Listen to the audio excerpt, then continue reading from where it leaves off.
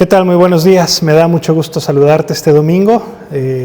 Ahora que nos estás viendo por medio del internet, estoy seguro que al igual que nosotros extrañas el que podamos estar juntos en el templo, en la iglesia, reunidos, congregándonos, saludándonos unos a otros y exhortándonos unos a otros. Pero aún ahora, en tu hogar, recibe por favor todo nuestro cariño y toda la exhortación de cada uno de los miembros de la iglesia para que precisamente podamos seguir en oración juntos, pidiendo al Señor que acorte los días, que este tiempo sea más breve y que podamos estar juntos una vez más. Esta mañana vamos a estudiar uno de los pasajes centrales del Nuevo Testamento, Juan capítulo 3, del verso 1 al 21. Y este pasaje en lo personal me gusta mucho porque el Señor Jesús discute algunas cuestiones teológicas en cuanto a la salvación y es uno de los grandes pasajes que nos hablan de esto, no nada más por lo que Cristo nos dice que es suficiente, sino también porque está hablando con uno de los maestros más importantes de Israel durante la noche. Y es una conversación muy importante, te decía, porque nos habla acerca de la salvación, acerca de cómo recibir vida eterna, y también nos habla volúmenes acerca del amor de Dios y acerca de su plan para nosotros. De manera que acompáñame al Evangelio de Juan. Vamos a leer Juan capítulo 3, del versículo 1 al 21, y después de leerlo, vamos a orar y vamos a pedir al Espíritu Santo que sea Él quien nos instruya para que podamos comprender mejor su palabra. Si lo tienes ahí, léelo conmigo. Juan capítulo 3, verso 1. Dice: había un hombre de los fariseos que se llamaba Nicodemo, un principal entre los judíos. Este vino a Jesús de noche y le dijo: Rabí, sabemos que has venido de Dios como maestro, porque nadie puede hacer estas señales que tú haces si no está Dios con él. Respondió Jesús y le dijo: de cierto te digo, que el que no naciere de nuevo no puede ver el reino de Dios. Nicodemo le dijo: ¿cómo puede un hombre nacer siendo viejo? ¿Puede acaso entrar por segunda vez en el vientre de su madre y nacer? Respondió Jesús: de cierto te digo, que el que no naciere de agua y del Espíritu no puede entrar en el reino de Dios. Lo que es nacido de la carne, carne es, y lo que es nacido del Espíritu, Espíritu es. No te maravilles de que te dije: os es necesario nacer de nuevo. El viento sopla de donde quiere y oyes su sonido, mas no sabes de dónde viene ni a dónde va. Así es todo aquel que es nacido del Espíritu. Versículo 9. Respondió Nicodemo y le dijo: ¿cómo puede hacerse esto? Respondió Jesús y le dijo: ¿eres tú, maestro de Israel, y no sabes esto? De cierto te digo, que lo que sabemos hablamos y lo que hemos visto testificamos, y no recibís nuestro testimonio. Si os he dicho cosas terrenales y no creéis, ¿cómo creeréis si os dijere las celestiales? Nadie subió al cielo, sino el que descendió del cielo, el Hijo del Hombre que está en el cielo. Y como Moisés levantó la serpiente en el desierto, así es necesario que el Hijo del Hombre sea levantado, para que todo aquel que en él cree no se pierda, mas tenga vida eterna. Versículo 16. Porque de tal manera amó Dios al mundo que ha dado a su Hijo unigénito, para que todo aquel que en él cree no se pierda, mas tenga vida eterna. Porque no envió Dios a su Hijo al mundo para condenar al mundo, sino para que el mundo sea salvo por él. El que en él cree no es condenado, pero el que no cree ya ha sido condenado porque no ha creído en el nombre del unigénito Hijo de Dios. Y esta es la condenación, que la luz vino al mundo y los hombres amaron más las tinieblas que la luz, porque sus obras eran malas. Porque todo aquel que hace lo malo aborrece la luz y no viene a la luz, para que sus obras no sean reprendidas. Mas el que practica la verdad viene a la luz, para que sea manifiesto que sus obras son hechas en Dios. Hasta aquí vamos a leer la palabra de Dios. Padre, te damos gracias por esta mañana. Te damos gracias, Señor, porque podemos estar reunidos incluso remotamente y estudiar tus verdades. Descubrir, Señor, estas joyas tan preciosas que nos has revelado a través de tu palabra. El maravilloso regalo de tu salvación. Yo te pido que tu Espíritu Santo toque cada corazón esta mañana y Señor, que conviertas nuestros corazones a ti. En el nombre de Jesús. Amén. Mira, Juan comienza hablándonos acerca de un fariseo que se llama Nicodemo. Yo sé que en la actualidad, para ti y para mí, los fariseos son los malos de la película, y esto pues tiene que ver por todas las películas que vemos en Semana Santa, donde nos los ponen como los enemigos de Cristo, los enemigos de la fe. Sin embargo, en el tiempo de Jesús, los fariseos no eran los malos, eran los buenos, eran los hombres religiosos, eran los que tenían celo por la ley y los que estudiaban la palabra. Eran tan celosos de la ley, por ponerte un ejemplo, que para no violar el Sabbat, el día de reposo, cuando llegaba el Sabbat no cargaban más alimento que lo equivalente a un higo seco, el peso de un higo seco. No podían llevar más leche o más líquidos que lo que pudieran tomar con un sorbo.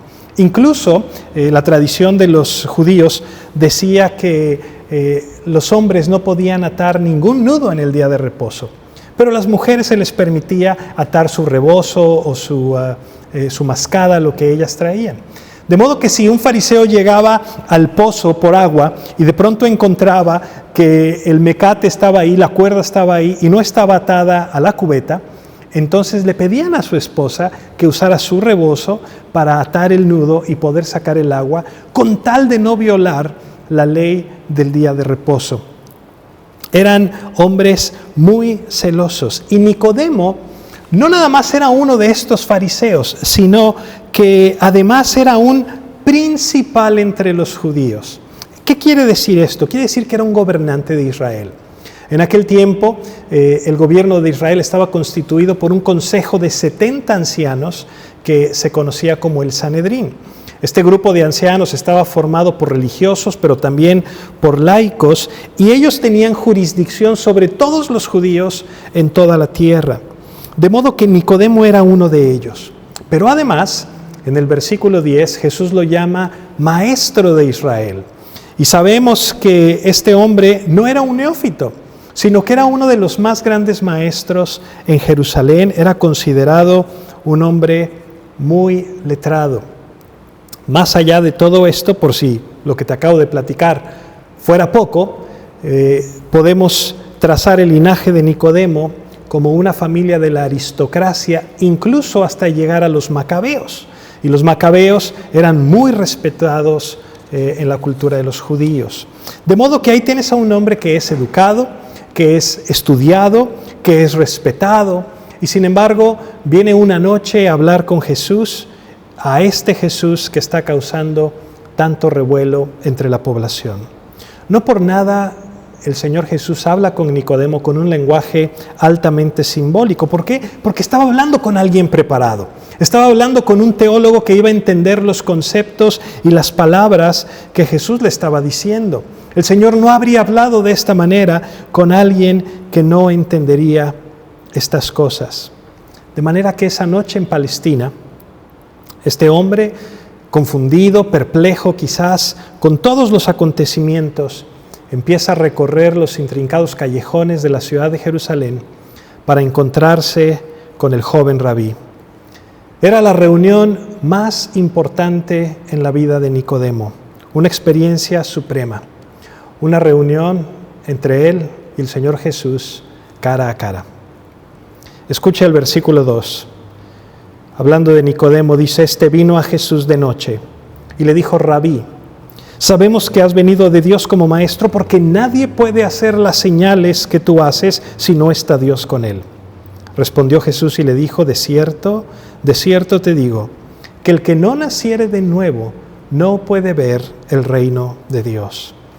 Conforme llega Nicodemo, le habla a Jesús con el término rabí, un término de respeto. Pero también nos dice que Nicodemo estaba preparado para tener una conversación y un intercambio de ideas filosóficas profundas. Pero Nicodemo no estaba preparado para lo que vendría. Jesús lo sorprende y Jesús va directamente al grano. Y en un instante glorioso se acuña uno de los grandes conceptos de nuestra fe, el concepto de nacer de nuevo. De pronto, Todos los engranes en la mente de Nicodemo empezaron a correr a 1000 por hora. Mira, muchos comentarios te ponen a Nicodemo como un tonto, como una persona que no sabe nada. Pero Jesús jamás habría confrontado a un tonto con este tipo de conceptos tan elevados. Nicodemo sabía de lo que Cristo estaba hablando cuando le dijo nacer de nuevo. Y él tenía una idea porque era una frase común en el pueblo de Israel. Había un dicho que decía: un prosélito que abraza el judaísmo es como un niño recién nacido. Porque ellos pensaban que aquellos que llegaban al judaísmo era como si hubieran empezado un nuevo caminar. Tenían que cortar toda conexión con el pasado, tenían que dejar todo atrás y empezar a caminar como Dios manda. Por eso cuando Nicodemo escucha las palabras de Jesús, él sabía de qué estaba hablando. De modo que cuando le pregunta en el versículo 4, ¿cómo puede un hombre nacer siendo viejo? ¿Puede acaso entrar por segunda vez en el vientre de su madre y nacer? No lo está retando, no está haciendo alusión a todas estas cuestiones ginecológicas, sino que Nicodemo está preguntando con un gran anhelo: ¿cómo puedo hacer esto? ¿Cómo puedo recibir esto? Es como si Nicodemo estuviera diciendo: Jesús, estás hablando de nacer de nuevo, estás hablando de un cambio radical, de un cambio fundamental que es necesario. Yo sé que es necesario, pero ¿cómo? ¿Cómo? No hay nada que quisiera más, pero parece imposible para mí. Parece imposible como sería imposible que un hombre viejo volviera al vientre de su madre. Pero si yo pudiera, por favor, Jesús, dime cómo. ¿Sabes? Ese es el deseo de todos los hombres. Todos los hombres quisiéramos cambiar, quisiéramos ser diferentes, quisiéramos una mente nueva, quisiéramos una nueva personalidad, quisiéramos nacer de nuevo, pero nos resulta tan difícil como un hombre viejo para entrar de vuelta al vientre de su madre. ¿Eres como Nicodemo? ¿Te gustaría cambiar? ¿Te gustaría una vida renovada? ¿Quieres saber lo que significa nacer de nuevo? ¿Quieres entender cómo hacerlo? Mira el versículo 5, respondió Jesús: de cierto te digo, que el que no naciere de agua y del Espíritu no puede entrar en el reino de Dios.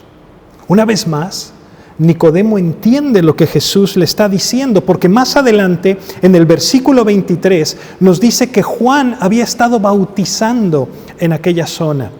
Y el bautismo en agua verdaderamente nos da una imagen muy clara de esto, porque era un símbolo de verdadero arrepentimiento. De modo que lo que Nicodemo está escuchando de Jesús fue: a menos que nazcas de lo que el bautismo en agua significa, es decir, de un verdadero arrepentimiento, y lo que el bautismo en el Espíritu logra, es decir, una regeneración, una conversión genuina, no puedes entrar en el reino de Dios. En otras palabras, Nicodemo vio claramente lo que significa nacer de nuevo. Nadie puede nacer de nuevo si no hay arrepentimiento. Junto con el arrepentimiento viene la obra del Espíritu Santo. Y estos son los no negociables del nuevo nacimiento. El Señor tiene que regenerar nuestro corazón, tiene que haber un verdadero y un genuino arrepentimiento. ¿Sabes? Hay muchas personas que se dicen cristianos. Hay algunos que se emocionan porque dicen: bueno, pues vivimos en una ciudad de 250,000 habitantes y al parecer hay 50,000 cristianos en la ciudad de La Paz. Entonces, wow, estamos llegando a más personas. ¿Será verdad? Porque si vivimos en una ciudad de 250,000 habitantes y hay 50,000 cristianos, quiere decir que de cada 5 habitantes, uno de ellos es cristiano. Y si esto fuera cierto, querría decir que el pecado y la perdición irían en descenso, y sin embargo vemos algo muy diferente. Vemos que el pecado y la perdición van en aumento. ¿Por qué sigue aumentando la pornografía? ¿Por qué sigue aumentando la inmoralidad? ¿Por qué sigue habiendo más y más embarazos fuera del matrimonio? ¿Por qué siguen habiendo divorcios todos los días en nuestra ciudad? Si 1 de cada 5 fuera cristiano, la historia sería muy distinta. Y de pronto empiezas a platicar con aquellos que se dicen cristianos. Y de pronto uno te dice, no, pues yo no creo en eso del infierno. No, pues yo no creo que exista un tal Satanás o que exista el demonio. Y eso te muestra que en realidad no conocen la Biblia, no conocen las Escrituras. Y si les preguntas, ¿dónde dice la palabra que es necesario nacer de nuevo? La mayoría no tendría ni la menor idea de dónde dice, ni siquiera quién lo dijo. Esta ignorancia de las Escrituras reconoce que tampoco saben las enseñanzas morales y éticas de la palabra de Dios y mucho menos las entienden.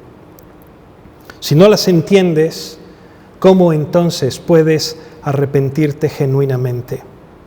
No puedes, no puedes. Por eso es que tienes cristianos que siguen viviendo como si no lo fueran, que se van de juerga con sus hijos, el colmo. Un padre cristiano que se lleva a su hijo a un prostíbulo para que se haga hombre y empiece a conocer la vida. Y no nada más vemos una falsa profesión de fe, sino que muchas veces no entendemos lo que verdaderamente es el arrepentimiento. Hay cientos, hay miles de personas que dicen haber nacido de nuevo, pero no es así. Jesús dijo que es necesario nacer de agua, es decir, arrepentirse. Y si no es así, no puedes entrar en el reino de Dios. ¿Qué significa arrepentirse? Mira, yo tengo un tío que debe estar en sus 70s y cuando él era un jovencito, un día se le ocurrió que iba a comenzar a fumar. De manera que empezó a fumar a escondidas, con sus amigos, por aquí y por allá. Y un buen día mi abuelo encuentra los cigarrillos de mi tío. Y entonces va a la tienda y compra un paquete. Yo no sé si te acuerdas de esos paquetes que traían 20 cajetillas. Compra un paquete de cigarros y le llama. Hijo, ven acá, lo sienta en el centro de la sala y le dice, ¿con qué quieres fumar, verdad? Muy bien, chaparrito, aquí están tus cigarros, aquí está este paquete, siéntate, fúmalo. Oye, papá, fúmatelo. Y entonces se sentó ahí con él y le dijo que se fumara cada uno de todos esos cigarrillos. Ahora quiero que sepas que mi abuelo era un hombre muy, muy duro, era un hombre que disciplinaba a sus hijos con una cuarta de caballo. De manera que mi tío no podía creer lo que estaba pasando, que su papá en verdad lo pusiera a fumar. Pues dijo, de aquí soy, y agarró y prendió un cigarrillo y se fumó el primero y después prendió el segundo y se lo empezó a fumar. Al ratito ya estaba haciendo donitas de humo y muy contento y muy campante con el primero, con el segundo, con el tercero. Pero conforme se fueron consumiendo uno a uno estos cigarrillos, de pronto se empezó a poner mal. Mi mamá me platica que estaba verde y que estaba vomite y vomite y vomite y que mi abuela por allá desde el otro lugar decía, por favor, ya deja a ese muchacho. Pero después de esta experiencia, mi tío nunca más en su vida volvió a tocar un cigarrillo. De hecho, los primeros meses después de esta experiencia, olía el humo del cigarro y se le revolvía el estómago. ¿Sabes? Eso es el arrepentimiento. Un cambio de mente, un cambio de parecer. Ya no quieres volver a hacer lo mismo. Cuando hay un verdadero arrepentimiento, cuando hay un cambio de actitud, es algo que no es de dientes para afuera. No se trata de educación, no se trata de preparación, no se trata de una experiencia religiosa. ¿Sabías que nacer de nuevo no es invitar a Cristo a tu corazón? Tú lo puedes invitar todo lo que quieras, pero si no hay un verdadero arrepentimiento, no va a haber una regeneración, no ha habido una verdadera conversión. Cuando hay un verdadero arrepentimiento, el Espíritu Santo trae una nueva vida. Dice 2 Corintios 5:17, de modo que si alguno está en Cristo, nueva criatura es. Las cosas viejas pasaron, he aquí, todas son hechas nuevas. Más adelante, 2 Pedro 1:4 nos dice que somos partícipes con la naturaleza divina. Jesús nos lo explica. Mira lo que dice el verso 6. Lo que es nacido de la carne, carne es. Lo que es nacido del Espíritu, Espíritu es. No te maravilles de que te dije, os es necesario nacer de nuevo. Pero déjame advertirte algo, hermano. El cambio no es algo que hagamos nosotros con nuestra propia fuerza. Esto es algo que hace Dios en nosotros. No podemos ni debemos querer aparentar ese cambio. Hay una fábula árabe que dice que cierto hombre iba viajando por un camino desierto, montado en su mula, y de pronto, conforme va viajando, ve un bulto por ahí en el piso y desciende de su mula y se acerca, y era un pajarito que estaba tirado boca arriba, con las piernitas estiradas hacia el cielo. Y este viajero le pregunta al pajarito, le dice, ¿estás bien? Y el pajarito le responde, sí, estoy bien. Y dice, bueno, ¿y qué estás haciendo aquí? ¿Por qué estás tirado de espaldas con las piernitas hacia el cielo? Y el pajarito le dice, bueno, lo que pasa es que por ahí escuché que el cielo se iba a caer. Así es de que estoy aquí con las piernas hacia arriba para sostenerlo. El viajero le responde con una pequeña sonrisa y le dice, oye, pero ¿tú crees que con esas piernitas flaquillas vas a poder sostener el peso de todo el cielo? Y el pajarito lo voltea a ver solemnemente y le dice, uno hace lo mejor que puede. Pero ¿sabes algo? Lo mejor que podemos no es suficiente. No es suficiente. Por eso es que Jesús nos dice, lo que es nacido de la carne, carne es. Por mucho que te esfuerces, por mucho que lo intentes, la carne no puede evolucionar a ser espiritual. No puede volverse espíritu, sigue siendo carne. Por eso es necesario nacer en el Espíritu. Por eso, dice Jesús, es necesario nacer de nuevo. Es decir, tenemos que darnos cuenta que no hay otra manera. Es necesario arrepentirnos. Es necesaria la obra del Espíritu en nuestro corazón. No podemos ver el viento, no podemos ver de dónde viene, no podemos ver a dónde va, pero lo escuchamos. Pero vemos sus efectos cuando se agitan las hojas en los árboles, cuando las palmeras se empiezan a mover desde su punta. Y todo el que es nacido del Espíritu así es. Se nota, es obvio en aquellos que han experimentado esa transformación de parte de Dios. Una transformación que va en aumento día a día conforme crecemos, conforme conocemos más a nuestro Salvador, conforme nos adentramos más en su palabra. Puede haber muchos que se digan cristianos, pero mientras no se vean las hojas moverse, quiere decir que no han pasado nada más de una experiencia, una sensación, pero se han quedado hasta ahí. Nicodemo finalmente le pregunta al Señor, bueno, pues, ¿cómo puede hacerse esto? Y Jesús le dice que Él tiene la autoridad para hablar de todas estas cosas, porque es Él el que descendió del cielo. De manera que le da una imagen con algo que Nicodemo comprendería, una imagen del Antiguo Testamento. Y este maestro de Israel empieza a escuchar cómo es que funciona todo este asunto de la salvación. Mira el verso 14. Como Moisés levantó la serpiente en el desierto, así es necesario que el Hijo del Hombre sea levantado, para que todo aquel que en él cree no se pierda, mas tenga vida eterna. Seguro Nicodemo recordó la historia en Números capítulo 21. El pueblo de Israel estaba en el desierto, y en lugar de estar agradecidos con el pan que Dios les daba todos los días para su sustento y su alimento, comenzaron a quejarse. Empezaron a murmurar, se quejaron de Dios, se quejaron de Moisés, se querían regresar a Egipto, a donde habían estado en esclavitud, de donde Dios los había rescatado.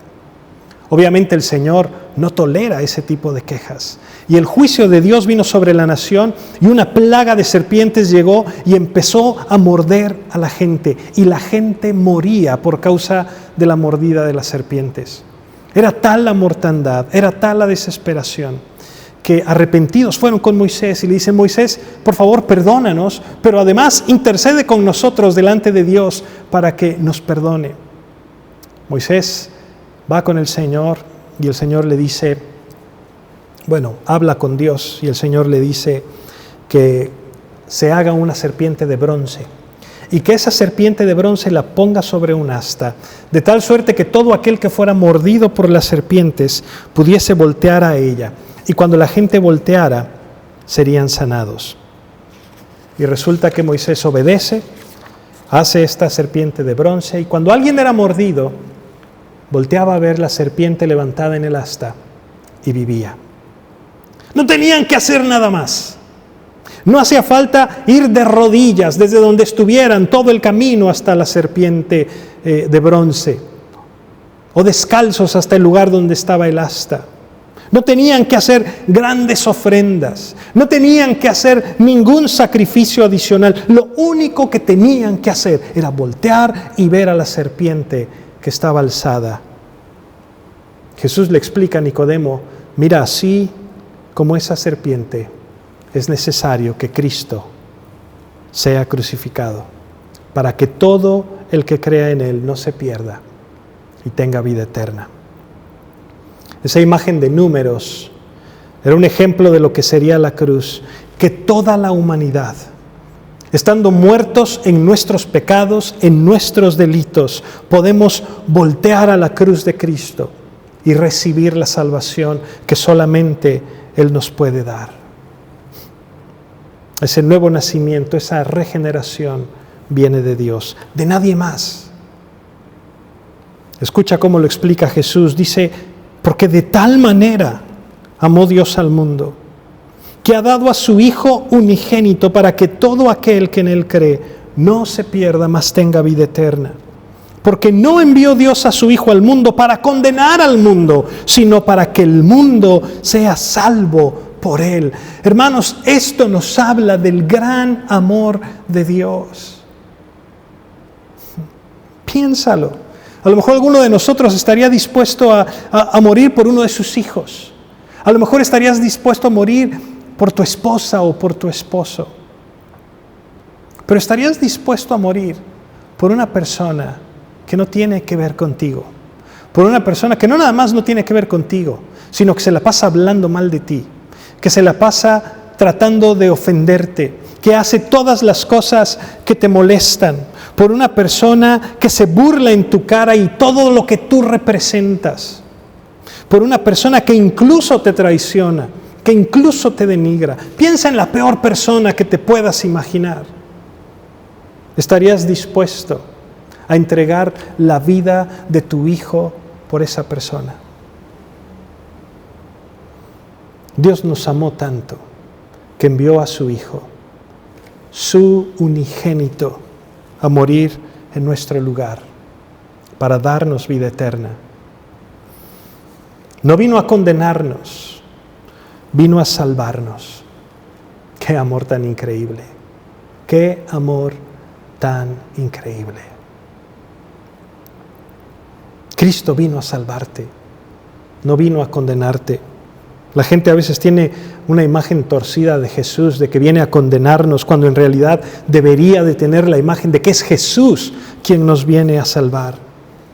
Lo que nos condena es nuestro pecado. Lo que nos condena es nuestra rebelión. Esa es la que nos condena. Nuestra transgresión a la ley de Dios. Nuestra rebeldía, nuestra arrogancia a pensar que no, yo no necesito esas cosas. Eso es lo que nos condena. ¿Y sabes qué es lo más triste? Que no importa si es la primera vez o la millonésima vez que has escuchado el mensaje del Evangelio. Lo más triste es que a pesar del increíble amor que Dios nos ha demostrado, los hombres amamos más las tinieblas que la luz. Amamos más seguir en nuestro pecado, alejados de Dios, antes que acercarnos a Él, en arrepentimiento, en fe, disfrutar la maravillosa compañía del Señor. Eso es lo más triste. Quiero terminar con esto. Mira, Jesús al final de esta sección hace un contraste muy marcado. Dice, todo aquel que hace lo malo aborrece la luz y no viene a la luz para que sus obras no sean reprendidas. Mas el que practica la verdad viene a la luz para que sea manifiesto que sus obras son hechas en Dios. Si eres de los que ha nacido de nuevo, si eres de los que no han nacido de nuevo, las cosas de Dios te molestan. Si tú no has nacido de nuevo, le das la vuelta a Dios. Si tú no has nacido de nuevo, se te hacen tontas las cosas de Dios, se te hacen absurdas. Prefieres seguir escondidito, abrazando tu pecado, engañándote, pensando que un día todo va a cambiar para bien, que un día vas a salir bien librado. Pero eso es un engaño.